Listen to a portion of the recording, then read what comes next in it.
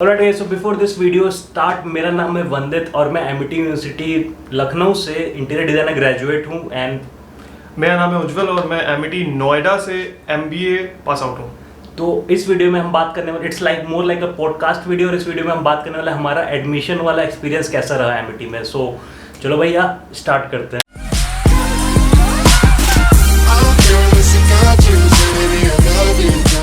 हाँ तो भैया पहला बोलते हैं ना, पहला impression is the last impression. तो मैं बताता हूँ, जब मैंने पहली बार एमिटी लखनऊ, देखो मैं बहुत छोटे शहर से बिलोंग करता हूँ, गाजीपुर नाम का एक शहर है गंगा किनारे, एंड मैं छोटे शहर से बड़े शहर आया था। लखनऊ मेरे लिए काफ़ी बड़ा शहर था। जब मैं पहली बार एमिटी यूनिवर्सिटी में गया था, जब मैंने गेट के अंदर से घुसा था ना, तो भाई साहब जो कॉलेज का आर्किटेक्चर था, मतलब ऐसा आर्किटेक्चर, मतलब समझ रहे हो, ऑनेस्टली बता रहा हूँ, ब्रो टू टॉक, लड़कियाँ वड़कियाँ दिखी थी and they were all dressed well, they were looking sharp, boys were looking sharp and everything and I was like dude क्या कॉलेज है यार, क्या फील है यार, यहाँ पे पढ़ने वाले बच्चों का क्या अलग ग्लैमर वाली लाइफ हुई और ये वाला सीन होगा।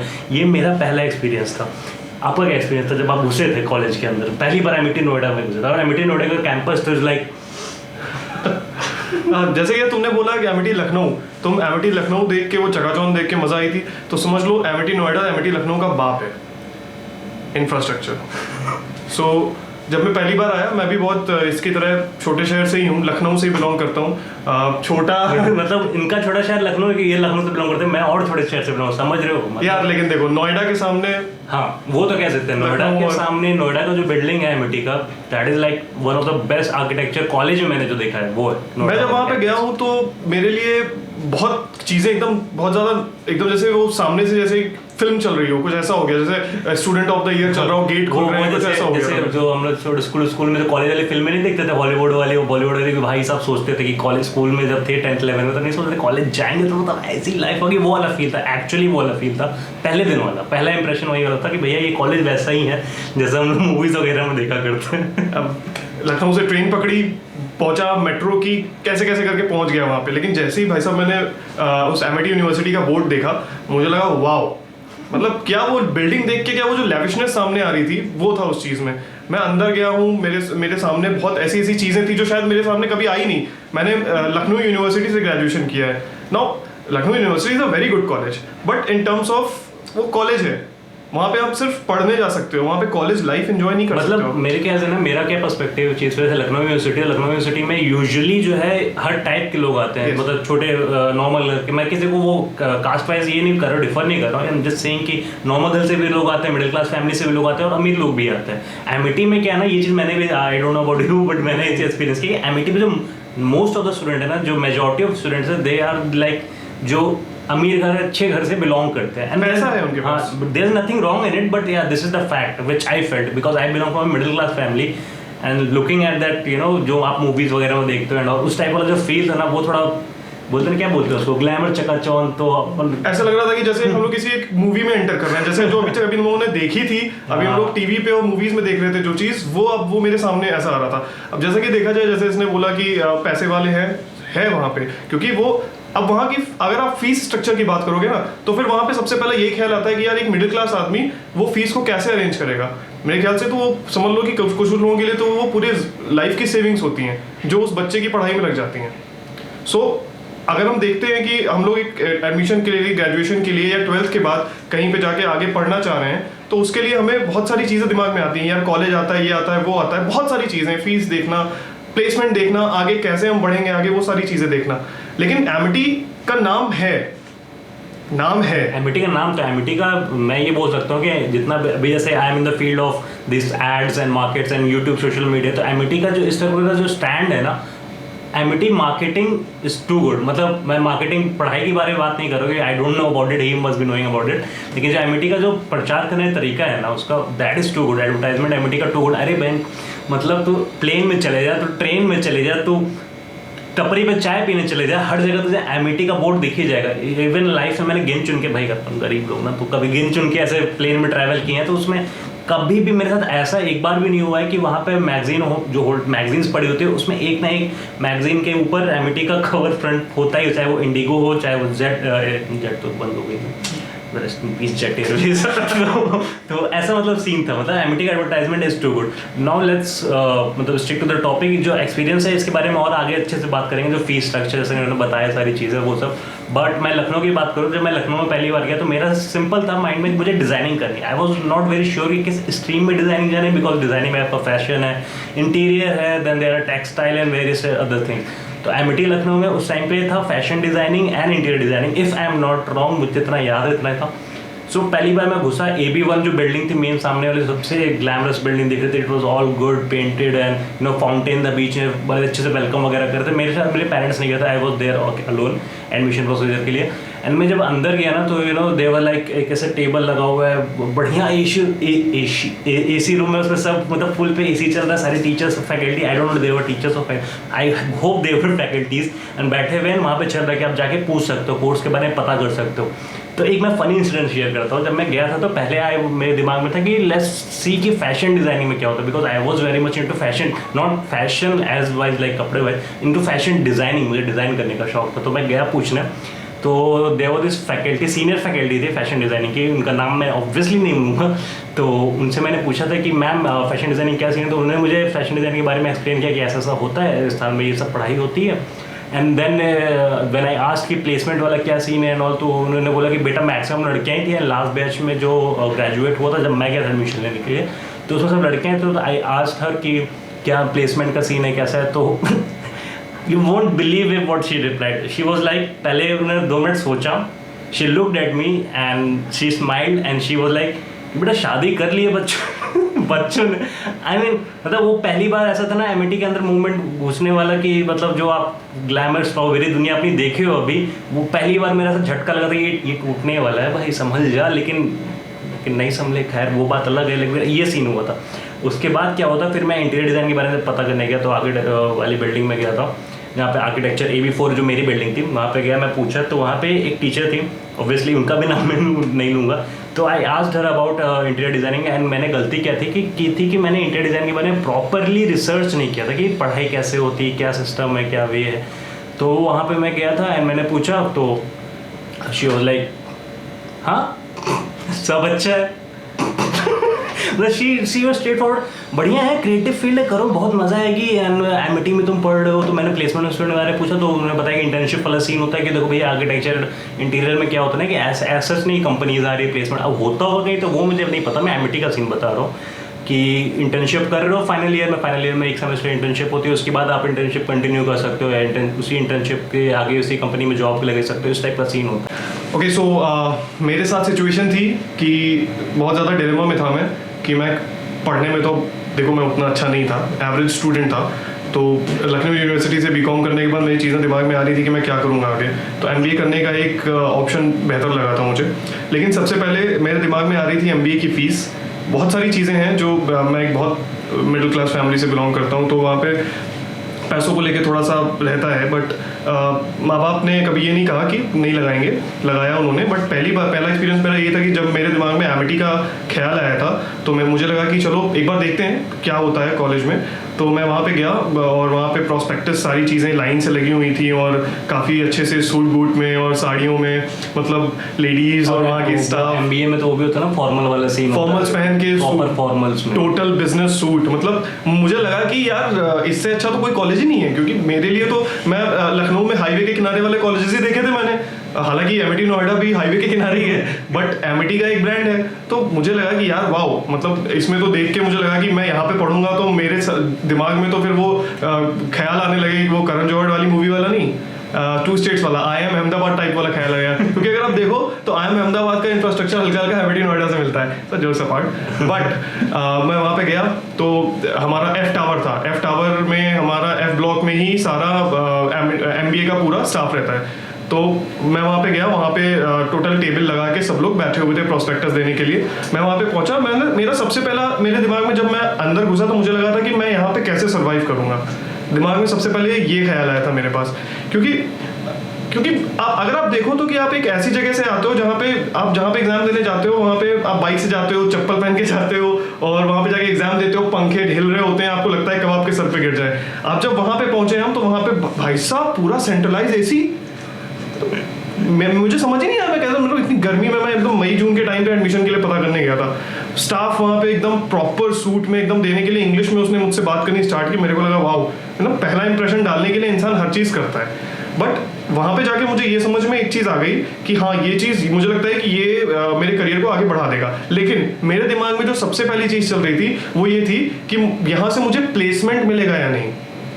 बिकॉज हर एक MBA एस्पिरेंट, चाहे वो कैट क्वालिफाई करके IIM में जाए, चाहे वो नॉर्मल सा एग्जाम क्वालिफाई करके किसी Tier 2B स्कूल में जाए, या फिर वो हाईवे के किनारे वाले किसी कॉलेज से वो MBA करे, सबसे ज़्यादा रिटर्न ऑन इन्वेस्टमेंट का दिमाग में ख्याल आता है। रिटर्न ऑन इन्वेस्टमेंट का मतलब है आप कितनी फीस दे रहे हो और आपका प्लेसमेंट कितने का लग रहा है, ये चीज़ बहुत ज़रूरी आती है। अब मैं ये नहीं कहूँगा कि हर MBA करने वाला प्लेसमेंट पा जाता है, ऐसा नहीं है, ये चीज़ मुझे भी पता थी।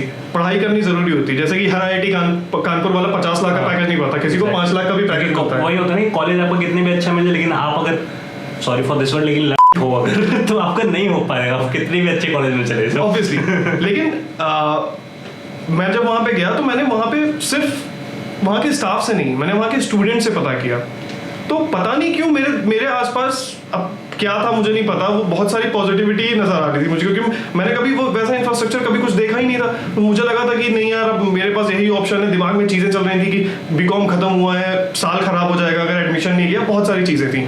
प्रॉस्पेक्टस लिया मैंने, प्रॉस्पेक्टस खोला, उसमें सबसे पहले मेरा दिमाग गया फीस के स्ट्रक्चर पे। क्योंकि प्रोस्पेक्टिव खोलने के बाद ना स्टार्टिंग में तो वही सब चीजें होती है कि ये बैच वो बैच इतने बड़े सेलिब्रिटी टाइप लोग यहाँ से पढ़ के निकले, एल्यूमिनाई के नाम। हाँ, लेकिन जो हम अपन मिडिल क्लास वाले लोग होते हैं ना, हम सबसे पहले जाता है जो अपने को कोर्स करना, उसकी फीस कितनी है, सेमेस्टर घर पे कैसे कन्विंस करेंगे, क्या बोलेंगे, ये सब। और भाई साहब जब मैंने प्रॉस्पेक्टस खोला और उसकी फीस देखी, कितनी थी फीस उस समय के हिसाब से? लाख के अराउंड, 2.5 लाख पर सेमेस्टर।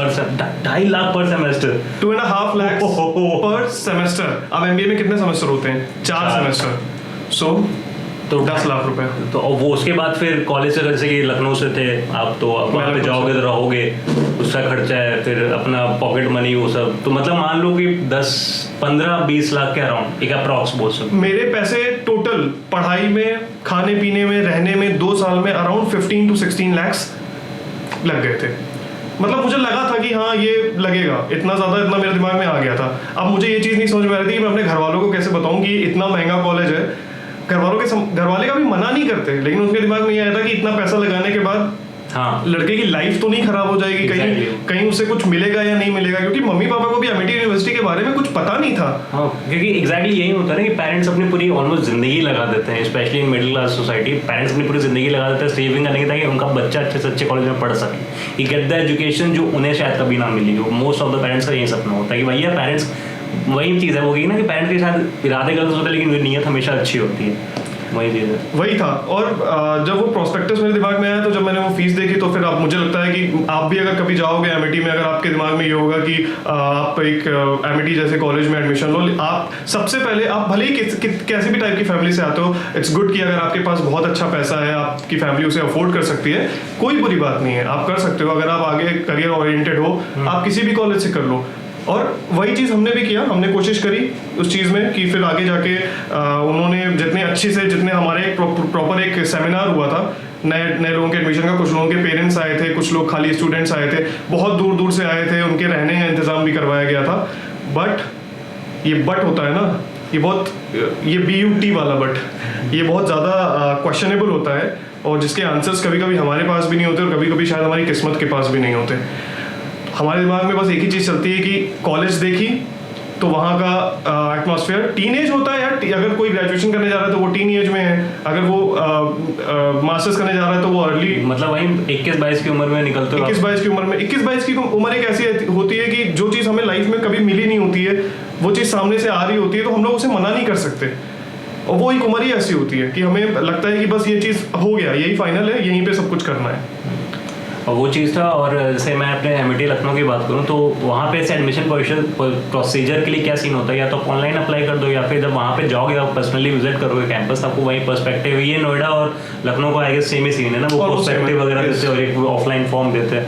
तो वो भर के अप्लाई करना होता है। एंड पहले भैया मुझे लगा था कि एमिटी ऐसा इतना कॉलेज है एंड सारे जितने भी कोर्सेज है ना, सब पे लिखा होता है रिक्वायरमेंट्स क्या थी, कट ऑफ कितना था, लाइक 50% होना चाहिए, PCM में स्ट्रीम्स होने चाहिए, ये सब टाइप की चीज़ें थी। तो आई वॉज लाइक रियली कि इसमें सबका एडमिशन नहीं होता है, it's gonna be tough, and I was so wrong about it. I am like literally I tell you, I was so wrong about it. वहाँ पे अगर तुम चले गए और तुम्हारा सिर्फ बेसिक रिक्वायरमेंट्स पूरे हो रहे हैं कि तुम्हारे नंबर रिक्वायरमेंट जितना भी है, जैसे मान लो इंटरनेट देंगे था कि शायद 50% था कि आपको मैथ साइंस से होने चाहिए, 50% से ऊपर होना चाहिए, और आपका अगर है तो आप एग्जाम में बैठने को मिल जाओ। और आपको एग्जाम में बैठने को मिल गया तो उसके बाद उसमें बोलने के लिए तो होता है कि जैसे आप इंजीनियरिंग एग्जाम देने जा रहे हो तो उसके लिए फिजिक्स केमिस्ट्री मैथ का एग्जाम होगा, देन फिर इंग्लिश का होगा, उसके बाद फिर इंटीरियर में से मेरा क्रिएटिव फील्ड का उधर ड्राइंग वगैरह का हुआ था, डिज़ाइन से रिलेटेड एग्जाम हुए थे। उसके बाद फिर ये क्या बोलते हैं इंग्लिश वाला हुआ था। बट मुझे लगा था कि भाई डिज़ाइन ज़्यादा रखेंगे और ये सब, और जो इंटरव्यू होता है एंड में वो उतना नहीं मायने रखे होगे, because it's all about the talent you have. आप क्रिएटिव फील्ड में जा रहे हो या किसी भी फील्ड में जा रहे हो तो आपके पास कितनी नॉलेज है उसके बारे में। बट भैया जब वहाँ एग्ज़ाम देने गए तो एग्ज़ाम देने के बाद और जब एडमिशन हुआ तब मुझे समझ में आया कि भाई तू एक जो एमिटी का होता है एग्ज़ाम, उसमें तो कुछ भी लिख के, दिल से बता रहा हूँ, ऑनेस्टली बता, तो कुछ भी लिख के आ, लेकिन तेरे अगर वो इंग्लिश इंटरव्यू अच्छे से क्रैक कर लिया, तेरे को तेरी अंग्रेजी थोड़ी बहुत ठीक है और तो नंबर रिक्वायर्ड उसमें आता है तेरा 100 to 200% तेरे को वो लेंगे ही लेंगे। मतलब मुझे ये समझ में आता है कि how can they take everyone, मतलब कुछ तो स्टैंडर्ड रखना चाहिए। I want to add something on this कि तुम्हारे में तो ये चीज़ बोल दी गई। मेरे साथ जो हुआ था कि मेरा रिटर्न एग्जाम हुआ वो कुछ नहीं था। मैं तुम्हें सच बता रहा हूँ कि रिटर्न एग्जाम कुछ नहीं है एमिटी में। हाँ, ये वहीं से तो मैं बोला, रिटर्न का उतना सीन नहीं था। लेकिन इंटरव्यू में उन्होंने मुझसे बहुत वियर्ड सा क्वेश्चन पूछा। वो बहुत मनी ओरिएंटेड लोग हैं, मैं सच कह रहा हूँ। कॉलेज वाले उनका जो स्टाफ है, उनके स्टाफ तक को ये बताया जाता है कि उन्होंने मुझसे ये पूछा आपके मॉम डैड क्या करते हैं। अब आप सुनिए, मॉम डैड क्या करते हैं उससे आपको समझ में आ रहा है कि उन्होंने क्यों पूछा होगा कि are they capable of paying the fees और नॉट। वो पैसा दे सकते हैं या नहीं दे सकते हैं, उनका ये पूछने का, वो लोग डायरेक्टली नहीं पूछ सकते कि आप पैसा दे पाओगे कि नहीं। मैंने जब उन्हें बताया कि मेरी मॉम गवर्नमेंट जॉब में है, मेरे फादर गवर्नमेंट जॉब में है, ऐसी चीज़ें हैं, तो उन्होंने इनकम सर्टिफिकेट, इनफैक्ट आप यू वुड इमेजिन कि उन्होंने इनकम लिखवाई कि इतनी इनकम है या नहीं इनकी। अब ये पूछने का, ये IIM तक नहीं पूछता है यार। IIM की 16 लाख रुपए फीस है, बट वो नहीं पूछता क्योंकि बैंक वाले उसको लोन देने के लिए तैयार हैं। मैं IIM की बात नहीं करूंगा, लेकिन किसी की फैमिली इनकम को पूछना क्या है यार, क्यों है फैमिली इनकम? ये अगर मतलब आई गेस कि आई होप कि ऐसा कोई ऐसा प्रोसीजर ना हो कि मतलब रूल्स एंड रेगुलेशन ना हो कि आपको इनकम जाना जरूरी है। बट पर्सनली मुझसे पूछो तो मैं यही बोलूँगा कि भाई कोई भी पढ़ रहा है, अगर वो किसी भी तरीके से पहुँच रहा है, चाहे वो पैसे कहीं से भी ला रहा है, कैसे भी करके लोन लेके व्हाट्सएवर वो पढ़ रहा है, तो लेट हिम स्टडी ना। मतलब who are you to ask कि उसके पेरेंट्स कैसे कमा रहे हैं, कितना कमा। अगर एमिटी के बाहर मेरे पापा पान की डिग्री लगाते हैं, लेकिन अगर उनके पास पैसा है तो क्या आप उसे आने नहीं देते अंदर? मुझे आने नहीं देते अंदर, ऐसा नहीं है ना। मतलब इट वाज क्वाइट लाइक कि वो स्टेटस देख के काइंड ऑफ एडमिशन वो लोग ये देख, क्योंकि मतलब MBA वाले की जैसा आप बता रहे हो, क्योंकि हर एक ब्लॉक के नीचे कार पार्किंग है और उस कार पार्किंग में पूरी पार्किंग फुल रहती है। उसका एक रीजन है, क्योंकि वहां पे BMW, Audi, Mercedes, Maserati, मैंने तो फरारी भी देखी है। आई मीन हाँ देखी है मैंने फरारी, रेड कलर की फरारी से एक लड़का आया था। लखनऊ वालों क्या कर रहे हो, साले अमीर लोग। वही चीज मैं सोच सोच के परेशान हूँ। मेरे को बता रहे हैं कि यहाँ से सिद्धार्थ मल्होत्रा निकला है, यहाँ से हिमांश कोहली निकला है, एस्को में था वो, एमिटी स्कूल ऑफ कम्युनिकेशंस में। मेरे को ये सब जान के क्या फायदा यार? मैं अपनी पढ़ाई करने के लिए आया हूँ, अपने एडमिशन जो मैं प्रोग्राम करना चाह रहा हूँ MBA सेल्स एंड मार्केटिंग, मैं उसके बारे में पूछने आया हूँ। आप मेरे को उसके बारे में बताओ।